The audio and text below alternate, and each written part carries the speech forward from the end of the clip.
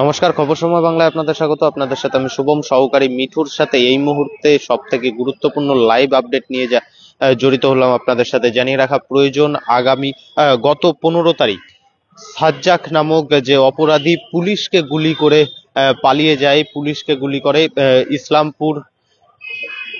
ইসলামপুর পাঞ্জিপাড়া এলাকার ঘটনা। পুলিশকে গুলি করে সে কিন্তু তাকে কিন্তু নিয়ে আসা হচ্ছিল কোর্ট থেকে। কোর্টে পেশ করা হয় পুলিশের পক্ষ থেকে, কোর্টে পেশ করে তাকে নিয়ে যাওয়া হচ্ছিল থানায়।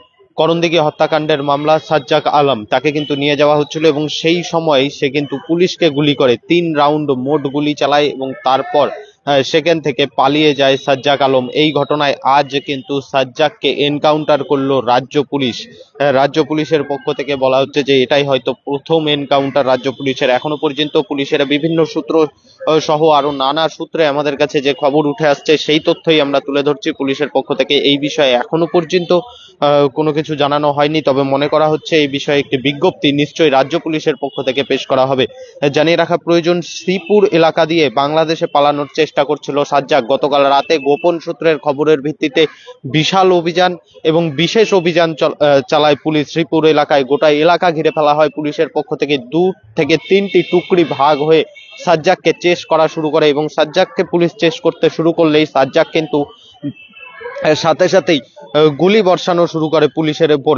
এই ঘটনায় কিন্তু পুলিশ কর্মীরাও আহত হয়েছে, অর্থাৎ গতকালকেও কিন্তু আবারও সাজ্জাকের গুলিতে আহত হয়েছে পুলিশ কর্মী, এখনো পর্যন্ত এমনটাই কিন্তু খবর পাওয়া যাচ্ছে। তারপর বাধ্য হয়ে পুলিশের পক্ষ থেকে কিন্তু গুলি চালানো হয় সাজ্জাককে উদ্দেশ্য করে। তবে সাজ্জাকের পায়ে কিন্তু গুলি চালায় পুলিশ এবং সাজ্জাক মাটিতে লুটিয়ে পড়ার পর পুলিশের পক্ষ থেকে সাজ্জাককে স্যালেন্ডার করতে বলা হলে পুনরায় সাজ্জাক কিন্তু আবারও পুলিশকে লক্ষ্য করে গুলি চালায়। অবশেষে নিজেদের আত্মরক্ষার্থেই পুলিশ কিন্তু গুলি চালিয়েছে এবং সেই এনকাউন্টারেই কিন্তু মৃত্যু হয়েছে সাজ্জাকের, অর্থাৎ পুলিশকে গুলি করে পালিয়ে যাওয়া আসামির মৃত্যু এনকাউন্টারে, এমনটাই কিন্তু জানা যাচ্ছে। এবং এখনো পর্যন্ত প্রাথমিকভাবে আমাদের কাছে যে সমস্ত খবর উঠে এসেছে যে পুলিশ নিজের আত্মরক্ষার্থেই গুলি করেছে। কি ঘটনা ঘটেছিল সে বিষয়ে এখনো পর্যন্ত পুলিশের পক্ষ থেকে কোনো রকম কোনো তথ্য জানানো হয়নি। তবে এই মুহূর্তের সব থেকে বড় খবর, পুলিশকে গুলি করে পালিয়ে যাওয়া। এবং এখন আমরা উপস্থিত রয়েছি শিলিগুড়ি মহকুমা আদালতে এবং জানিয়ে রাখা প্রয়োজন,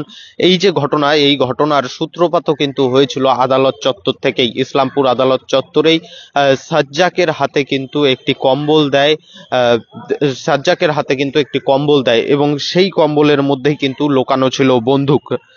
সাজ্জাকের হাতে কম্বল দেয় এবং সেই কম্বলে কিন্তু লোকানো ছিল বন্দুক। এবং পাশাপাশি জানিয়ে রাখা প্রয়োজন যে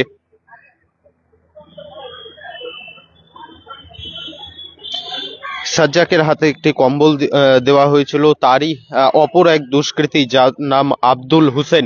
সেই আব্দুল হোসেন কিন্তু কম্বলের ভেতরে একটি বন্দুক লুকিয়ে সাজ্জাকের হাতে তুলে দেয়।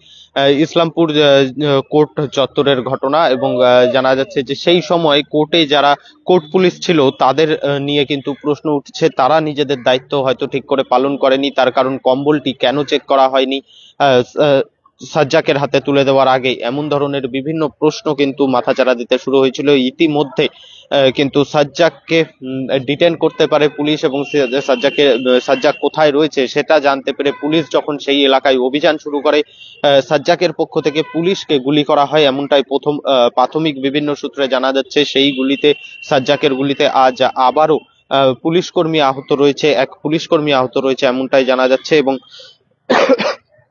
এবং জানিয়ে রাখা প্রয়োজন, পরবর্তীতে নিজেদের আত্মরক্ষার্থে পুলিশ কিন্তু গুলি চালায় সাজ্জাককে উদ্দেশ্য করে। প্রথমে সাজ্জাকের পায়ে গুলি চালানো হয়, সাজ্জাককে স্যালেন্ডার করতে বলা হয়, তবে সাজ্জাক স্যালেন্ডার না করায় পরবর্তীতে নিজেদের আত্মরক্ষার্থেই পুলিশ এনকাউন্টার করে, এমনটাই কিন্তু জানা যাচ্ছে এখনো পর্যন্ত বিভিন্ন প্রাথমিক সূত্রে। এবং সাজ্জাকের কিন্তু মৃত্যু হয়েছে। তবে আরো এক যে ব্যক্তি, অর্থাৎ একজন যে সাজ্জাক আলম রয়েছে, সে তো পুলিশকে গুলি করে পালায়, তবে পুলিশকে গুলি করার পেছনে যে মূল মাথা রয়েছে অর্থাৎ আব্দুল হোসেন, যে যেই দুষ্কৃতী সাজ্জাকের হাতে কম্বলের ভিতরে বন্দুক লুকিয়ে তুলে দিয়েছিল তার কি পরিণতি হতে চলেছে তাকেও কিন্তু খুঁজছে রাজ্য পুলিশ প্রশাসন, এবং ইতিমধ্যে দুজনকেই কিন্তু ওয়ান্টেড ঘোষণা করা হয়েছে। মূল অপরাধী যে রয়েছে অর্থাৎ সাজ্জাক, তাকে কিন্তু ইতিমধ্যে এনকাউন্টার করা হয়েছে রাজ্য পুলিশের পক্ষ থেকে। অপর অপরাধীর কিন্তু খোঁজ চালাচ্ছে রাজ্য পুলিশ।